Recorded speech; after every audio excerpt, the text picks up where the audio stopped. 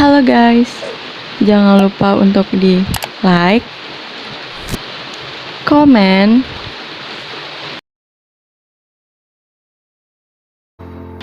and subscribe ya. Dan jangan lupa tontonin video-video yang lainnya. Selamat menonton.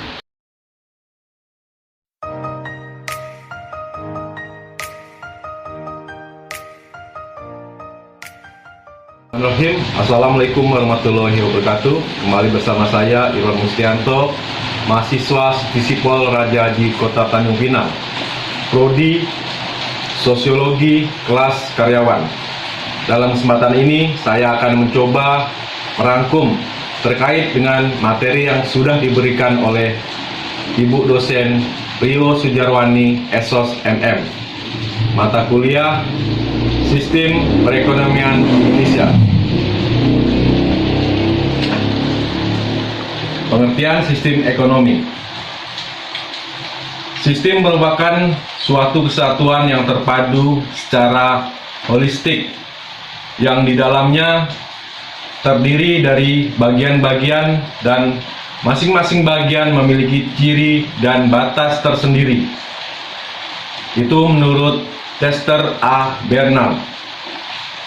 Sedangkan menurut Ludwig van Bater-Lavany, sistem merupakan seperangkat unsur yang saling terkait dalam satu antara relasi dengan unsur-unsur tersebut dengan lingkungannya.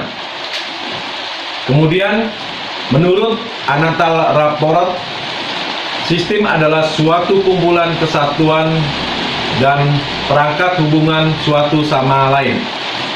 Jadi sistem adalah sekumpulan unsur elemen yang saling berkaitan satu sama lain dan saling mempengaruhi di dalam melakukan kegiatan bersama untuk mencapai suatu tujuan. Sedangkan ekonomi berarti aktivitas manusia yang berhubungan dengan produksi, distribusi, pertukaran dan konsumsi barang dan jasa. Sistem ekonomi merupakan perpaduan dari aturan-aturan atau cara-cara yang menjadi satu kesatuan dan digunakan untuk mencapai tujuan dalam perekonomian dalam upaya memenuhi kebutuhan untuk mencapai kemakmuran. Aspek sistem ekonomi Indonesia dalam halnya berkaitan dengan ketahanan perekonomian bangsa, maka dapat dijabarkan pengertian tentang aspek ekonomi sebagai berikut. Yang pertama, aspek kehidupan nasional yang meliputi produksi, distribusi, serta konsumsi barang dan jasa. Yang kedua, usaha-usaha untuk meningkatkan taraf hidup masyarakat. Landasan ekonomi Indonesia secara normatif adalah Pancasila dan Undang-Undang 1945, yang mana sangat jelas sekali bahwa yang utama di dalam sistem ekonomi adalah keadilan yang merupakan titik tolak proses dan tujuan sekaligus. Dan pada Undang-Undang 1945 yang terdapat pada pasal-pasal yaitu 18, 23, 27 ayat 2 dan 34. Sebaliknya, dalam demokrasi ekonomi perlu dihindari timbulnya ciri-ciri negatif sebagai berikut. Yang pertama, sistem free fight liberalisme atau eksploitasi terhadap manusia dan bangsa lain. Yang kedua, sistem etatisme yang merupakan mematikan kreasi unit di luar sektor negara.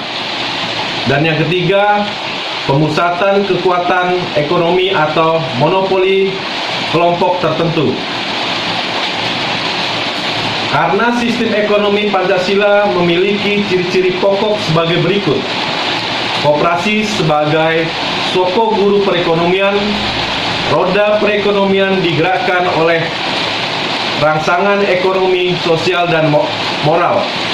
Adanya kehendak yang kuat dari seluruh masyarakat, jiwa nasionalisme, serta keseimbangan antara perencanaan di tingkat nasional dengan pelaksanaan kegiatan ekonomi.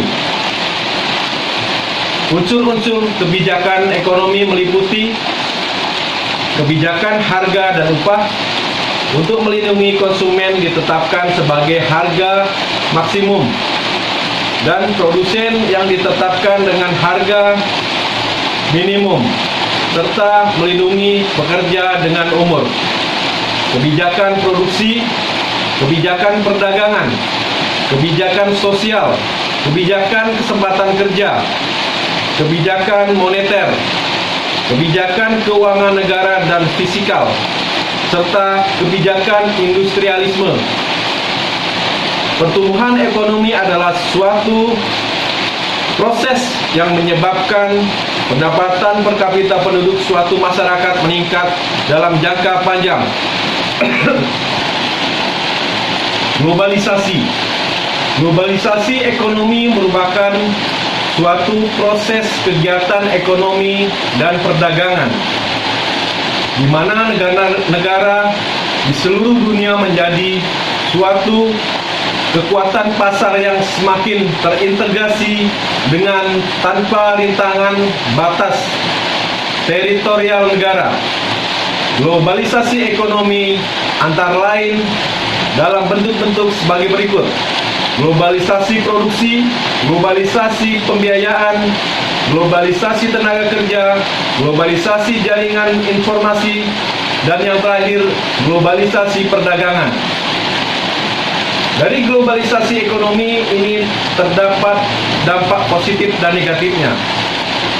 Misalnya kita lihat dari dampak positifnya, dari aspek kreativitas dan daya saing semakin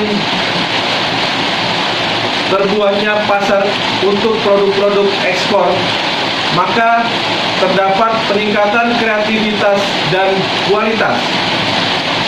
Namun, bila kita lihat dari segi negatifnya, kita bisa lihat dengan terbuahnya pasar akan membanjirnya produk-produk luar negeri di Indonesia. Untuk itu, harus ada alternatif untuk bisa mewujudkan kemandirian ekonomi di Indonesia. BUMN. BUMN merupakan badan usaha milik negara yang terbentuk perusahaan perseroan yang bertujuan untuk mewujudkan kesejahteraan masyarakat. BUMN memiliki ciri-ciri sebagai berikut. Pertama, penguasaan badan usaha memiliki pemerintah. Yang kedua, pemerintah memiliki kendali penuh. Yang ketiga, resiko-resiko juga ditanggung pemerintah. Dan yang terakhir, yang keempat adalah melayani kepentingan masyarakat dan lain-lain. Jenis BUMN yaitu Badan Usaha Perseroan atau Persero, dan Badan Usaha Umum atau Perum, Perusahaan Jawatan atau Perjan, dan Badan Usaha Milik Daerah atau BUMD. Koperasi merupakan badan usaha yang beranggotakan orang seorangan atau badan hukum. Koperasi dengan melandaskan kegiatannya berdasarkan prinsip koperasi sebagai gerakan ekonomi rakyat atas azas kekeluargaan. Jenis-jenis koperasi menurut fungsinya.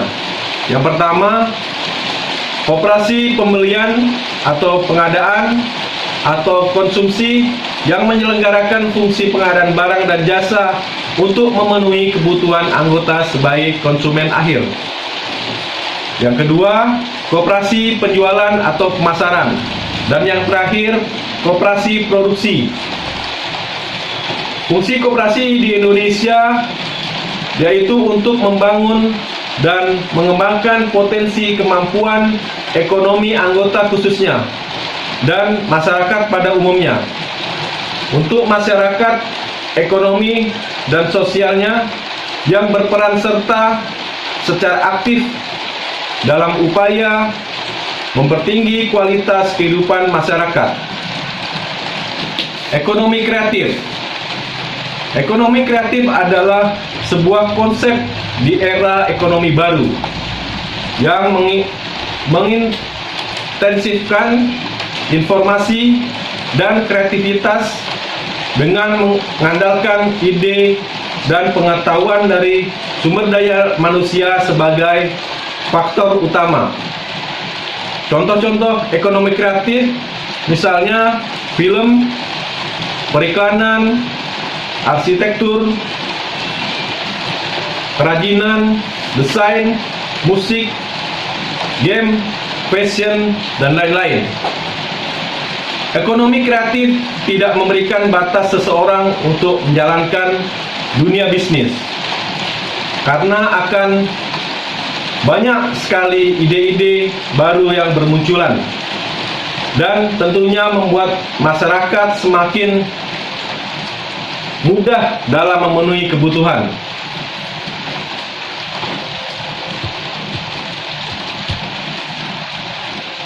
Mencari ikan di tengah sawah, jangan lupa membawa senter. Kalau ingin keluar rumah, jangan lupa pakai masker. Tetap patuhi protokol kesehatan untuk memutus mata rantai COVID-19 dengan cara 4M. Yang pertama, memakai masker. Yang kedua, cuci tangan. Yang ketiga, jaga jarak. Dan yang terakhir, keempat adalah menghindari kerumunan. Salam sehat untuk kita semua. Wabillahi taufiq wal hidayah. Wassalamualaikum warahmatullahi wabarakatuh. Terima kasih sudah menonton dan sampai jumpa.